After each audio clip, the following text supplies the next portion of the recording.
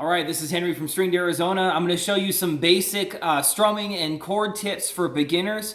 Hopefully that'll help you smooth out your chord playing. So the first thing that I always tell people who are learning guitar, you've got to get in the habit of curling your fingers to play guitar chords. So kind of almost like a cat claw. We're going to do a G chord, okay? When you strum, as you start learning these chords, it's really important to play the strings individually and make sure that you don't have any dead parts. So to do that, I'm going to take my pick, I'm going to play each string individually, and I'm going to try to let the pick land on the next string.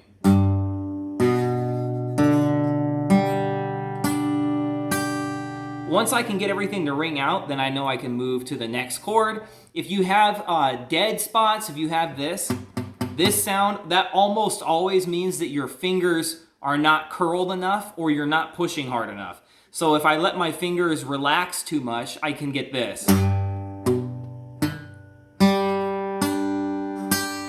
Okay, so to fix that, I have to mess with my hand until I can do it comfortably. This part takes time, it's really difficult, but I would say that's the first and foremost when you're learning chords, that's the most critical part. Once you get to where you can actually strum, a couple of pointers. Strumming is more of a wrist motion than an elbow motion. So if you find yourself doing this, you're not going to be an effective strummer. What I like to do is rest this part of my hand kind of on the bridge, and I use my wrist to get those strums in.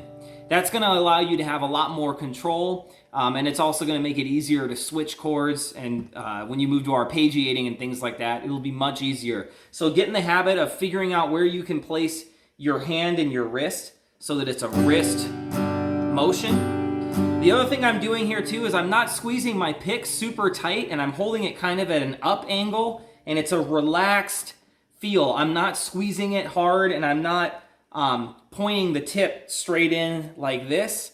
I have the tip so that it's coming off the side of my thumb, and I'm relaxed. I don't have to squeeze it super hard. That'll also help give you some control.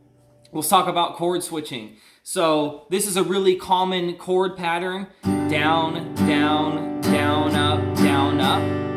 A lot of times what guitar players will struggle with is when they switch to another chord, they stop playing. So they'll do this.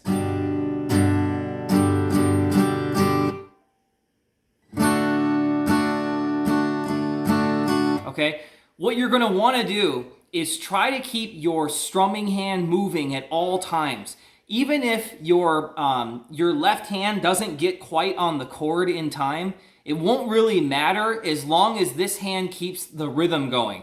The worst thing you can do on an acoustic guitar is stop playing, and 99% of the time that's the problem that guitar players face. So if you just keep this hand going,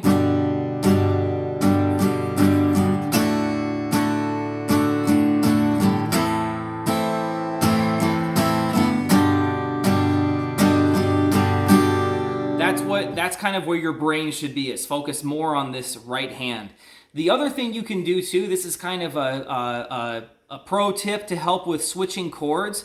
You can use that last upstroke. You can use that as your time to switch chords. It'll actually buy you a little bit, like a microsecond of extra time. So here's kind of what that looks like. If I'm a new guitarist and I have a hard time getting from G to D, I might do this.